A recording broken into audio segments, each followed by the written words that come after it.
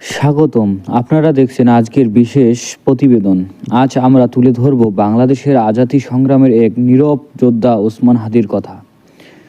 এই মাটিতে দাঁড়িয়ে এক সময় অন্যায়ের বিরুদ্ধে গর্জে উঠেছিলেন ওসমান হাদি। যখন বাংলার মানুষ অধিকার বঞ্চিত, তখন তিনি ভয় না পেয়ে পথে নামেন। গ্রাম, মানুষ, মিছিল, পুরনো সমস্ত মানুষ একত্রিত করেন তিনি।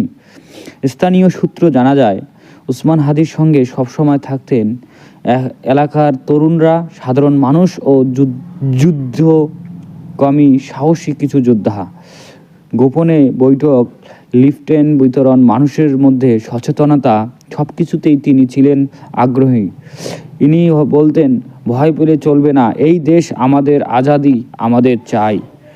1971 সালের উত্তাল সময়ে ওসমান হাদি সরাসরি স্বাধীনতার পক্ষে অবস্থান নেন।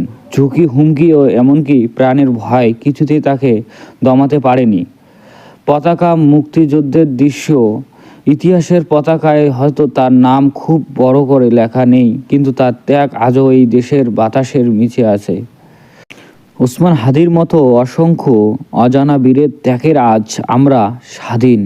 এই ছিল আজকের বিশেষ প্রতিবেদন। সাথে থাকুন, ধন্যবাদ।